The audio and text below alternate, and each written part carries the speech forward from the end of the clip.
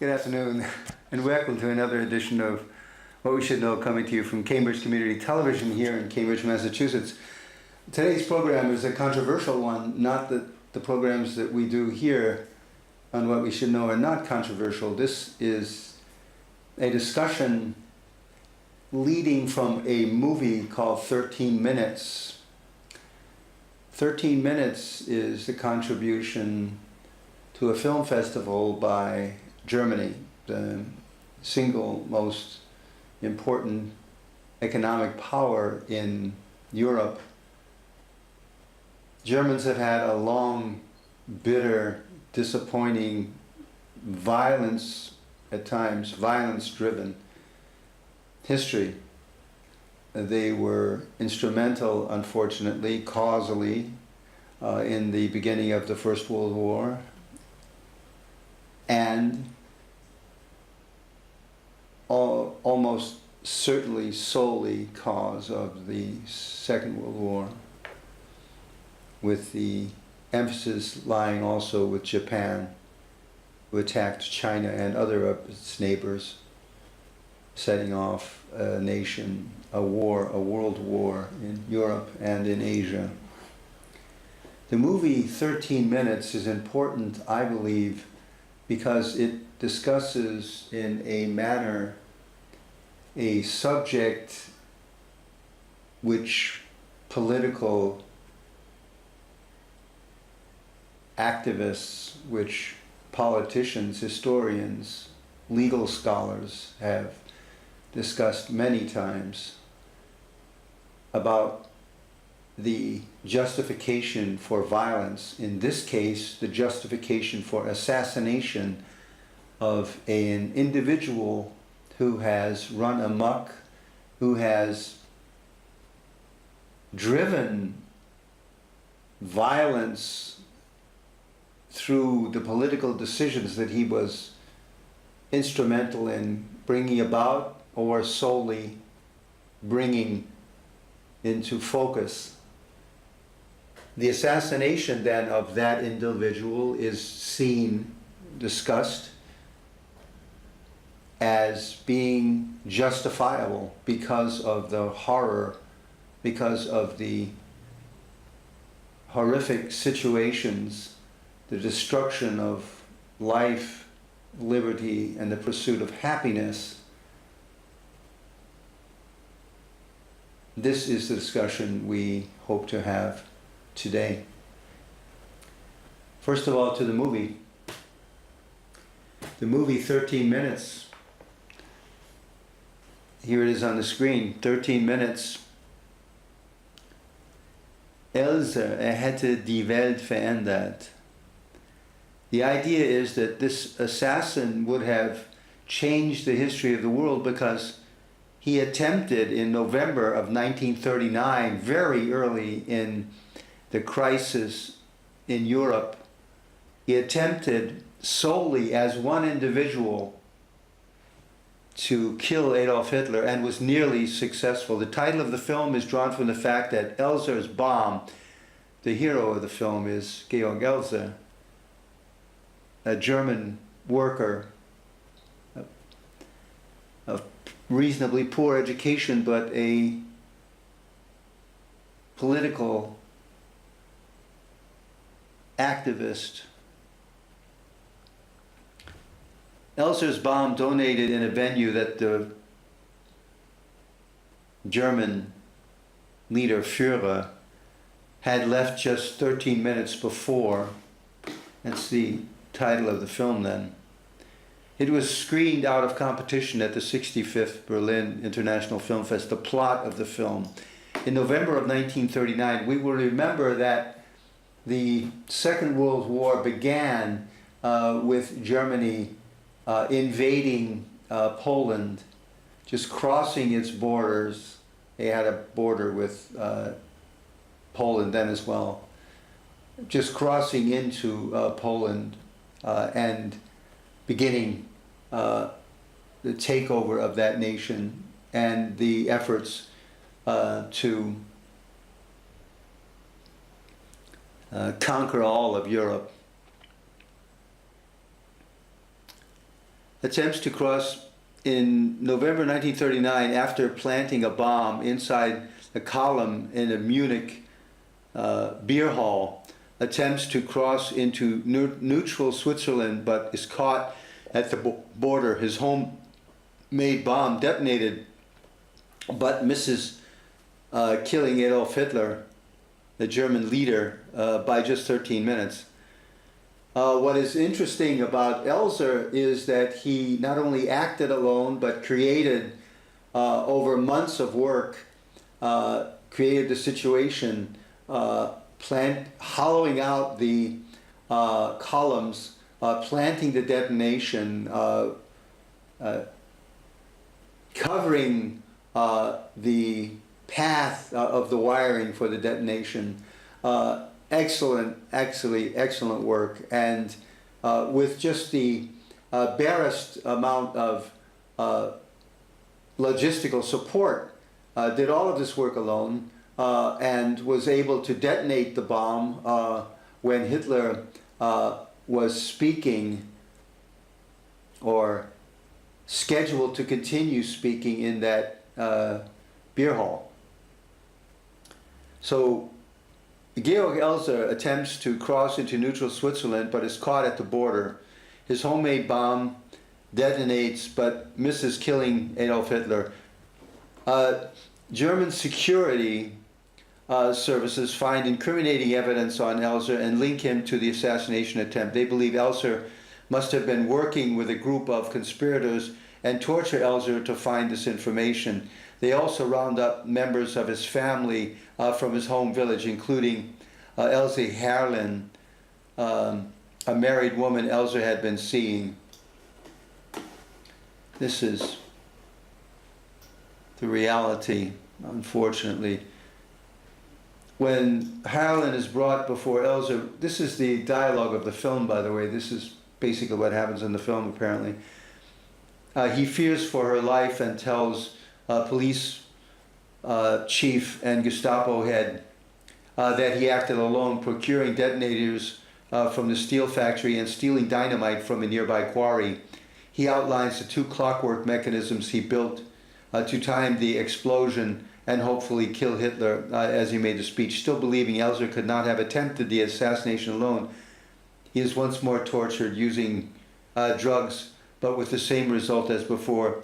He confirms that he acted, which confirms that he acted alone. Through flashbacks, we learn that Elser came to despise the Nazis and how he saw Hitler needed to be removed to save Germany. We learn that following his arrest, Elser was kept in concentration camps for 5 years and was shot a few days before American forces liberated Dachau, which is very interesting. Not only was Elser shot at that time, but very influential individuals within the theological community, Lutheran theologians, and others who had attempted to kill Hitler during that period of time. One of whom we will talk about in this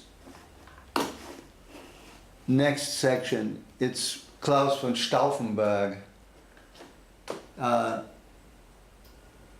Klaus Philipp Maria Schenk, Graf von Stauffenberg, was born 15th of November 1907 and was killed in 21st of July 1944. He was one of these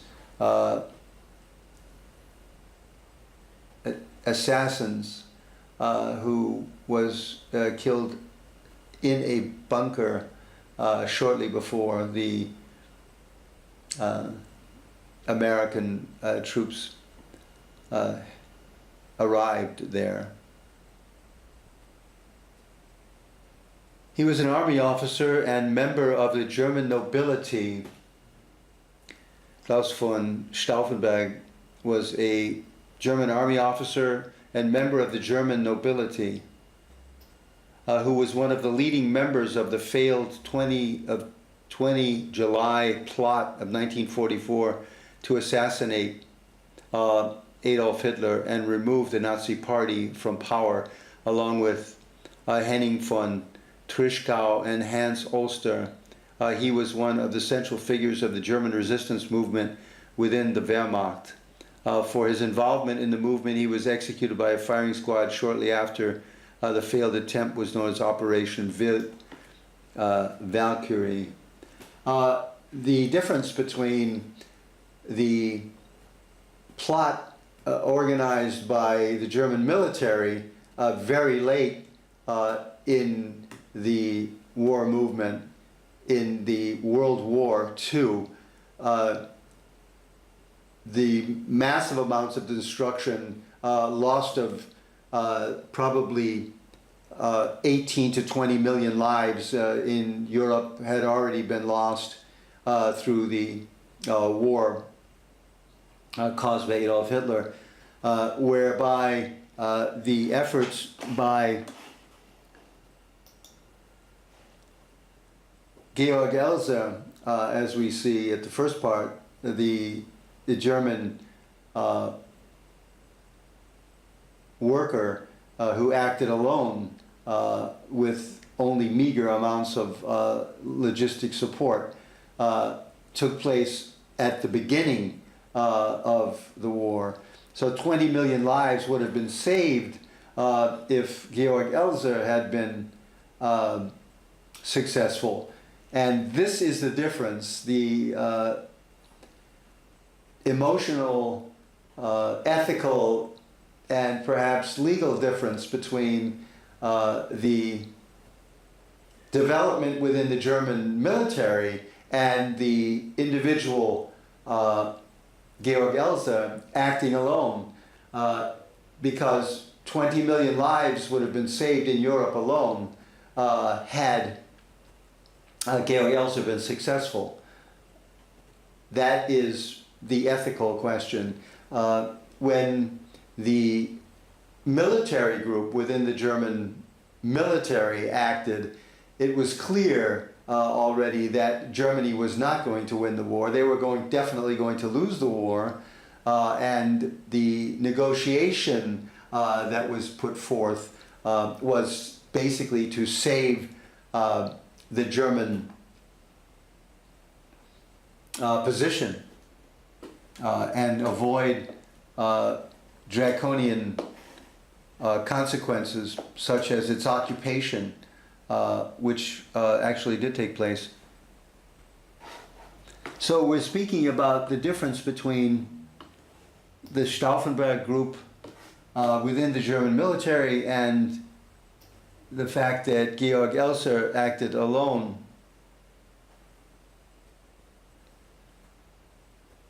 So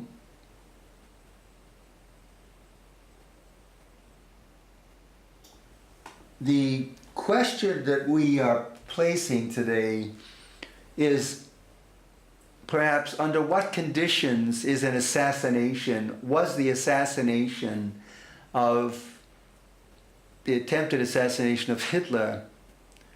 Hitler committed suicide in his bunker in Berlin as the Red Army was approaching. This is basically one of the problems that we have today that can be seen quite obviously. The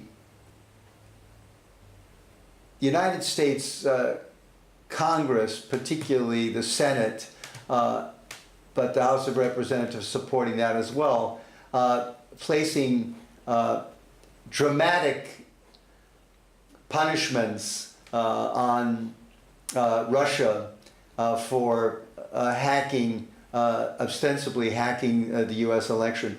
The problem with this is obvious. The most powerful nation on earth should have an election process in place so that its enemies can't influence the election. The hoopla being made now against Russia is misplaced for the simple reason that there's been no evidence, apparently, except the fact that the present president of the United States would have an interest in that his relatives and his cabinet members have admitted or have had to admit that they had Russian connections. So we're speaking about not Russia doing something which any other nation would have an interest in doing as well, particularly Israel, but any other important nation, China, any nation would have an interest in taking influence on a superpower. And if it's easy enough just to rig an election, everyone should know about this. The House, the Senate, any experts testifying into security from the FBI, the CIA should all say and know how easy it is to rig an election, how easy it is and how vulnerable the American election system is with election machines, with 50 different kinds of ways of voting in the 50 states, of counting in the 50 states. This problem already came about in the election of the year 2000 and again in the election of 2004, but nothing was done about this. Bringing this hoopla up now is the cat is already out of the bag. Everybody knows that this is that we're vulnerable in that way, but now punishing Russia without any evidence apparently, other than the cabinet and the president of the United States being incriminated in one way or another of encouraging this behavior. This is a problem that we have. There is no moral standing basically in the House or the Senate for these activities, for the support of dictatorships, and this is the point that we will move forward on clarifying right now. The 20th of July plot in Klaus von Stauffenberg, that again is the one at the end of the Second World War. That is what happened. Basically, the ceiling came down, but it doesn't really look like walls are caving in, whatever it was. It was an effort in Rastenburg, in East Prussia. That was the effort by the German group within the German military looking to assassinate Hitler. So a list of assassinated American politicians. Why are we looking at American politicians here? The list of American politicians who have been assassinated is remarkable. It goes alphabetical here. Aren't, beginning with aren't, but we have this entire list here of assassinated politicians, one after another.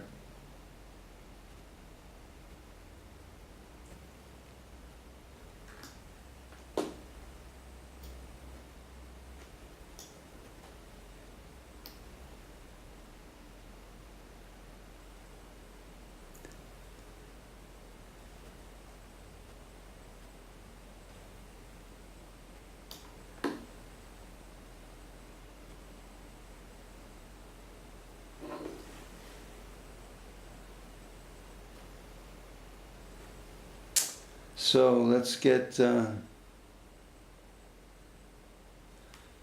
this is interesting for those of you interested in following this list.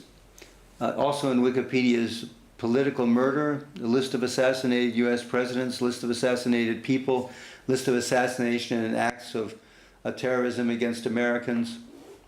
Let's look at political murder. Assassination is the murder of a prominent person, often a political leader or ruler, usually for political reasons or payment. As assassination may be prompted by religious, political, or military motives, it is an act that may be done for financial gain, to avenge a grievance, from a desire to acquire fame or notoriety, or because of a military security or insurgent group command to carry out a homicide. So etymology, the word assassin is often believed to derive from the word, whatever it is referred to a group of Nizari Persians who worked against the various Arab and Persian targets. That's ancient and medieval times. Assassination is one of the oldest tools of power politics. It dates back at least as far as recorded history. In the Old Testament, there was occasions of that. In the Middle Ages, there were occasions of it. Assassination of King Henry III of France. Modern history. In the modern world, the killing of important people began to become more than a tool in power struggles between rulers themselves, and was also used for political symbolism, such as in the propaganda of the deed. In Russia alone, 2 emperors, Paul I and his grandson Alexander II, were assassinated within 80 years. In the United Kingdom, only 1 prime minister of the United Kingdom was ever assassinated, Percival. In Japan, a group of assassinators killed a number of people, including who was head of the administration. In the United States, within 100 years, 4 presidents, Abraham Lincoln, James Garfield, William McKinley, and John F. Kennedy, died at the hands of assassins. 4 out of 45. That's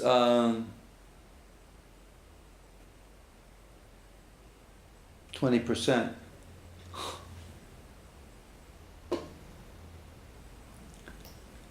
Within 100 years. No, that's not 20%. That's 10%. In Austria, Archduke Franz von Ferdinand and his wife Sophie, Duchess of Hohenberg, in Sarajevo, 1914, which ignited the First World War. Gandhi was assassinated, shot to death January 30th, 1948.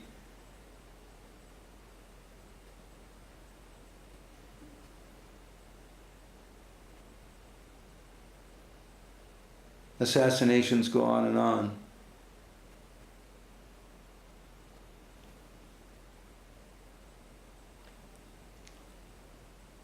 The functions of a ninja included espionage, sabotage, and assassination. So these ninja warriors that they talk about that are so highly praised were basically paid assassins. Tool of insurgents. The question asked here is interesting. Is assassination an option? What they mean by that is what we'll basically see in coming forward. But first, for a discussion, general discussion of these, again, for those of you who may have just joined, the question of assassination and a justifiable assassination is particularly relevant in the Second World War because of the vast amount of life lost. It is estimated that 60 to 70 million people in the world died as a result of the war. At least 20 million Russians died. And in Europe, the toll was probably 30 to 35 million dead.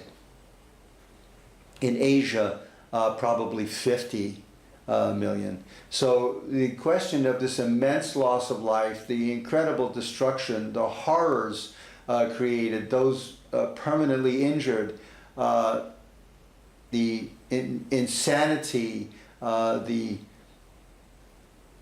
crisis in nation after nation, the plunder of resources, and the contamination in Japan, for instance, with the bombs dropped on Hiroshima and Nagasaki, irreconcilable. The crisis then is there a justification, would there be a justification for the assassination of political leaders who are actually justifiably in line to be analyzed as so destructive, so heinous, their acts so heinous against their own people, but of course against foreign nations as well. The idea being that is assassination then justified? This is what we're looking at in today's program. Is assassination an option? From the Hoover Institute. Soon after the September 11th terrorist attacks in New York and Washington, D.C., U.S. officials announced that they had evidence linking Osama bin Laden to the attacks. As Americans began to recover from their initial shock, many of them asked, why don't we get rid of the guy? So that's basically is, easy as it is for American politicians. The American Secret Service and CIA and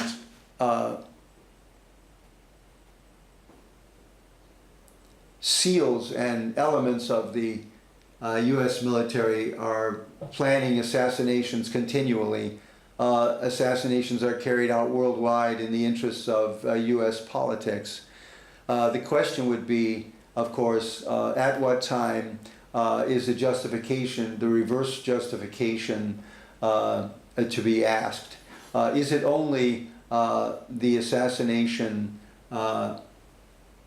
or does the assassination of other leaders by a nation lead to the question if the leaders of that nation could be justifiably brought before the concept or a tribunal as be targeted for an assassination? That is an ethical, moral, legal question, and one that we will breach slightly before the end of this program. For example, is killing during wartime assassination, does assassination refer to killing people of high rank, or can anyone be the target of assassination? Does it matter if a member of the armed forces, a civilian government official, or a hired hand does the killing, depending on the definition? Or what is it worth? The Merriam-Webster dictionary defines assassination by referring to the verb assassinate, which is defined as to injure or destroy unexpectedly and treacherously, or murder by a sudden or secret attack, usually for impersonal reasons. In other words, assassination is murder, killing a person using secrecy or surprise. Assassination stands in contrast to murder without surprise. Also, assassination is not murder for personal gain or vengeance. Assassination supports the goals of a government, organization, group, or cause. It's not for personal gain, apparently. Although people associate assassination with prominent people, strictly speaking, assassination knows no rank. For our purpose, assume that assassination is deliberately killing a particular person to achieve a military or political objective, using the element of surprise to gain an advantage. We can call such a killing sanctioned assassination. Is it legal? Is the question here. You might be surprised to learn that there are no international laws banning assassination. The closest thing to a prohibition is the 1973 Convention on the Prevention of Punishment of Crimes Against Internationally Protected Person, including diplomatic agents. This treaty, which the United States signed, bans attacks against heads of state while they conduct formal functions. It should be clear that apparently that the United States signed this treaty in 1973 and assassinated Allende at exactly the same year. So the reality of the United States signing a treaty does not change the reality that they continue to assassinate then and now. The most recent prominent assassination perhaps was Osama bin Laden by the previous president, the 44th president of the United States.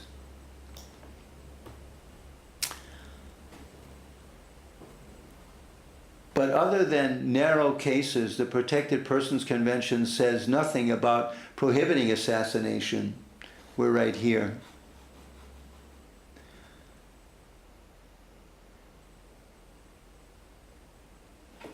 Here. Even then it applies only to officials representing bona fide governments and international organizations of an intergovernmental character. So presumably the convention shields the representatives of the United Nations, the World Trade Organization, the International Red Cross, and probably the PLO. It does not protect bosses of international crime syndicates or the head of terrorist groups such as Al-Qaeda. Another treaty that some might constitute as an assassination ban is the Hague Convention on the Laws and Customs of War. The Hague Convention tried to draw a sharp line between combatants and non-combatants. Combatants were entitled to the convention's protection, but were also obliged to obey its rules. For example, according to the available information, every U.S. effort to kill a high-ranking official outside of full-scale war has failed.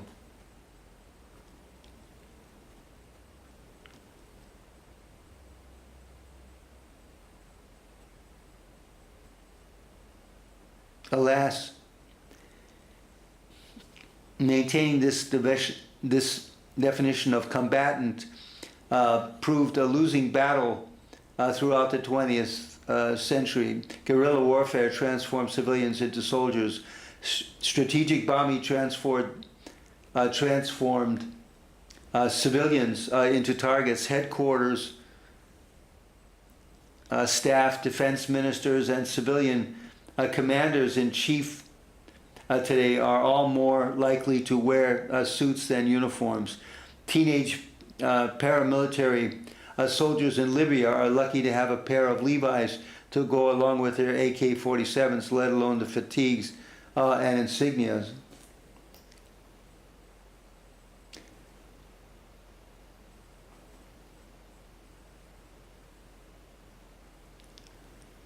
Does assassination work is the next question that is brought forward. The effectiveness of assassination has depended much on its objectives. We're at the top of this section. Most, but not all, attempts to change the course of large-scale political and diplomatic trends have failed. Assassination has been more effective in achieving small, specific goals. Indeed, past U.S. assassination attempts have had great difficulty in even achieving a minimal level of success, killing the intended target. According to the available information, every U.S. effort to kill a high-ranking official since World War II outside of full-scale war has failed. This record is so poor that it would be hard to find an instrument of national policy. According to the Church Committee investigations of 1970s, the CIA supported assassins trying to kill Lumumba in the Congo in '61 and repeatedly tried to assassinate Fidel Castro in '61 and '63. In addition, American officials were either privy to plots or encouraged coups that caused the death of a leader, Trujillo in the Dominican Republic, Diem in South Vietnam, General Rene Schneider in Chile, and later President Salvador Allende in 1973.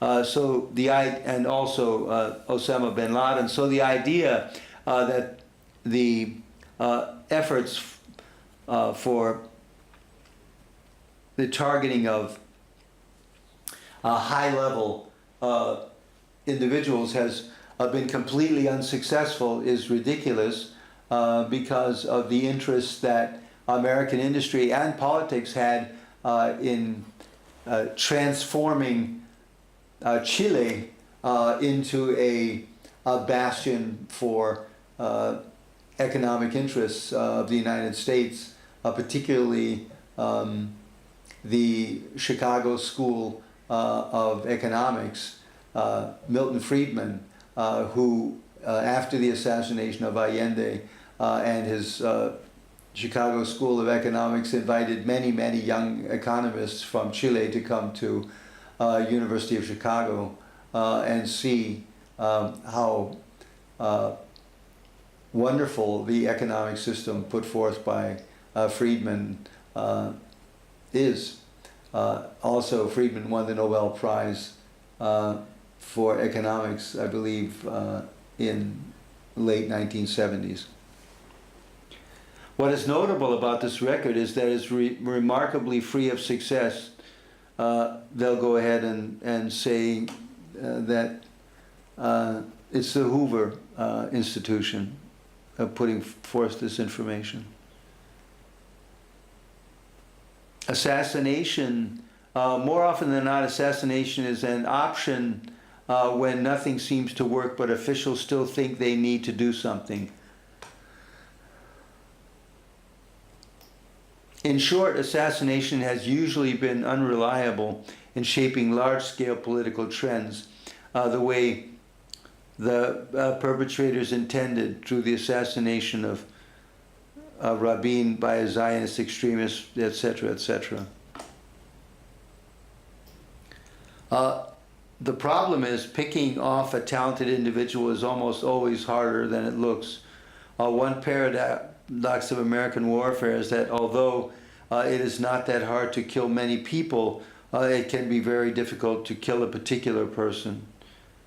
One has to know exactly where the target will be at a precise moment. It is almost always hard, especially in wartime. Which brings us back to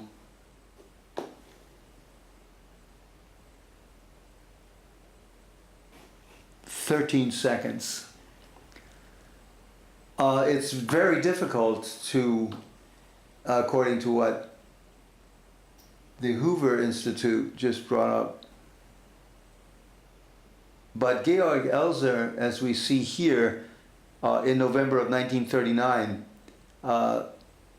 the war in Europe began on the 3rd of September, I believe, or early in September. It might have been the 1st of September, 1939. So the war was only 2 months old when Georg Elser, the German worker, acting alone, tried to assassinate Hitler. He did so solely alone and with logistics that only he could collect, and uneducated worker with no higher education.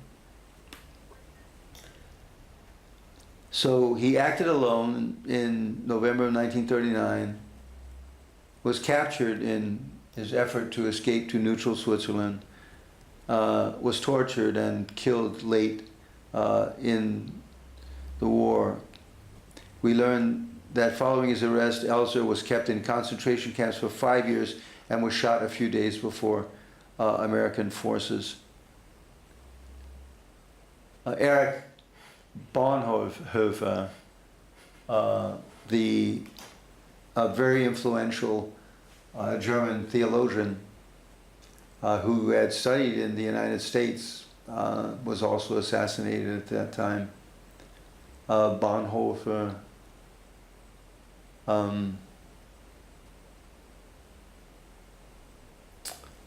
was part of a group supporting the assassination of Hitler.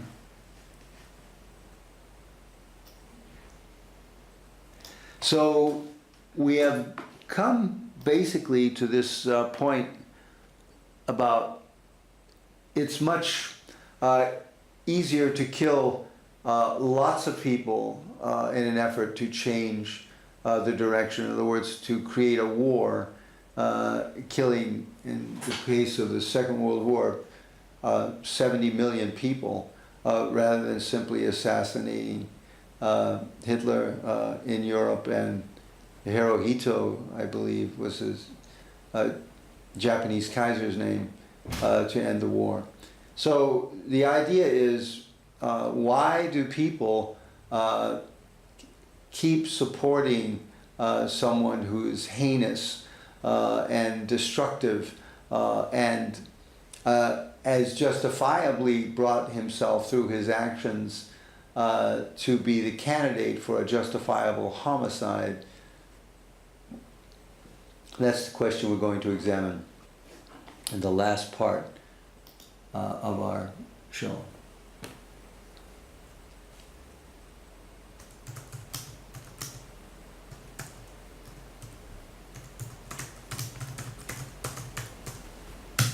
The question is, when is assassination justified?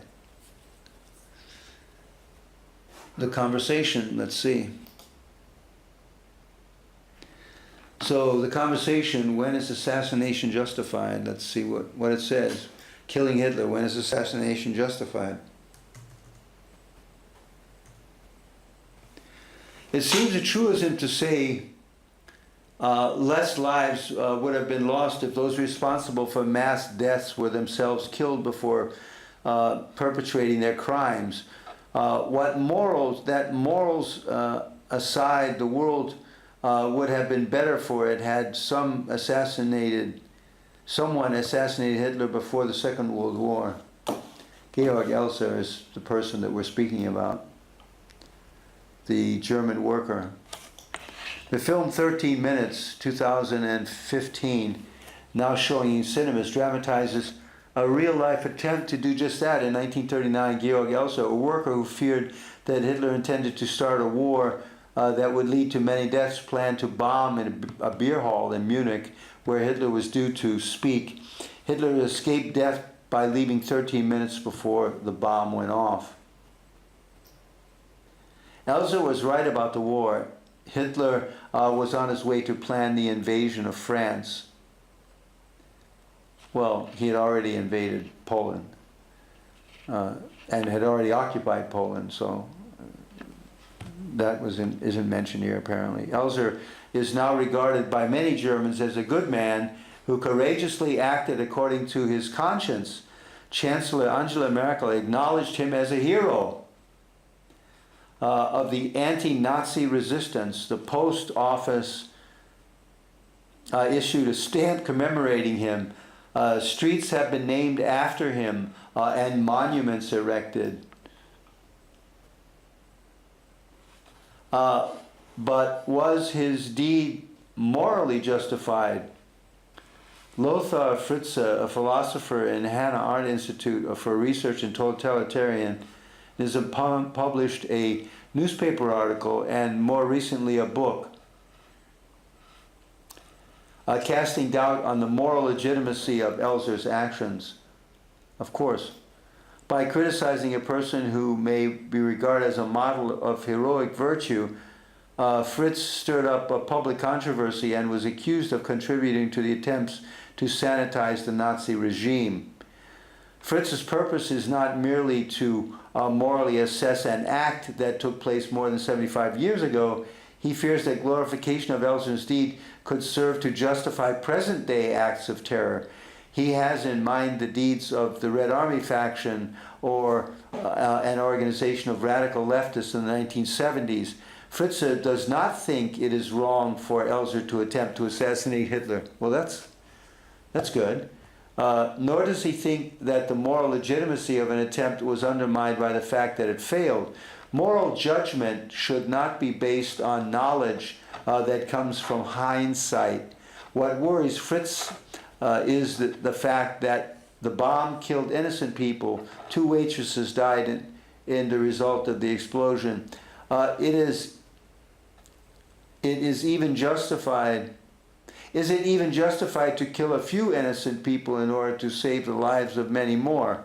Fritz has doubts about the morality of killing the innocent in any circumstances. But even if killing innocent people is justified in exceptional cases, he thinks that those who commit the violent act must be prepared to do all they can to prevent their deaths.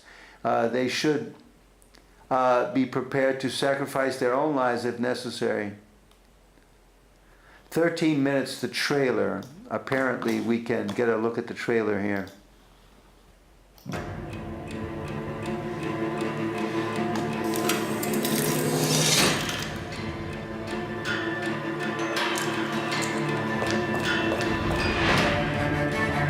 Attentat auf den Führer in München.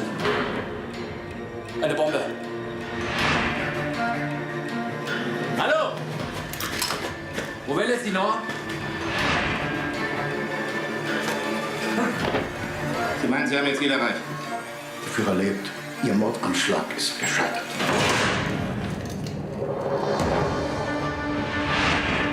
Da muss man sich schon sehr wundern, dass ein so unpolitischer Mensch ein Attentat dieser Größenordnung plant und durchführt. Hitler ist schlecht für Deutschland. Da kann man nichts machen. Ja, aber es wird doch immer schlimmer. Man kann nicht warten, bis es so spät ist. Es muss sein.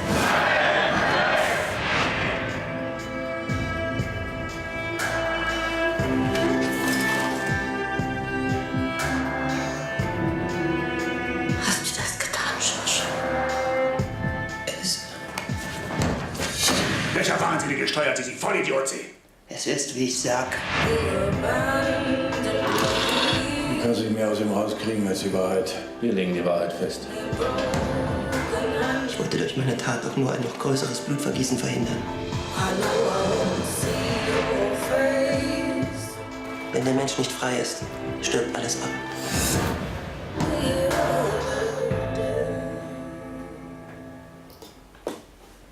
So that is the film that is presently in movie theaters throughout the United States.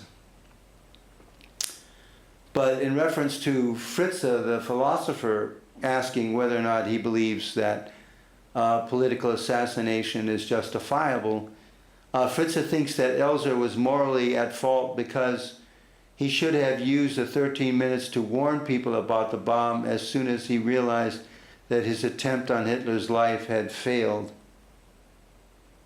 Now that makes no sense. That sentence doesn't make any sense. We'll read that again. Fritz thinks that Elser was morally at fault because he should have used the 13 minutes to warn people about the bomb as soon as he realized that his attempt on Hitler's life had failed. I don't really think that takes into account what we just saw in the film, which is apparently the exact or an exact accurate reproduction of the reality. If Elser had sacrificed himself in this way, he would have done a good deed, but it is doubtful that self-sacrifice was morally required. If we regard him as a resistance fighter at war against a tyrannical and murderous regime, then we should put him in the same moral category as a soldier in war. Soldiers have an obligation to minimize harm to the innocent, but not to sacrifice their own lives to prevent deaths that are unavoidable if they accomplish legitimate ends. Killing a man who was a threat to the lives of so many people counts as a legitimate end. But this justification raises another question about the morality of Elser's deed. Fritz questions whether Elser, a man who was not particularly interested in political affairs, could have made a reliable judgment about the inevitability of war. This is a mistake. Again, in 1939, in September, Poland was invaded by Germany. The war was already in progress. Poland was already occupied. I believe Czechoslovakia was occupied at that time as well. So in November, Hitler was planning then the further invasion of another nation to expand the war. He was planning on apparently invading France. So the question is, if Elser, a man who was not particularly interested in political affairs, could have made a reliable judgment about the inevitability of war, he was not making a judgment about the inevitability. He and everyone else in Europe knew that war had already begun in September of 1939, and his attempt on Hitler's life was in November of 1939, 2 months after the beginning of what is now called the Second World War.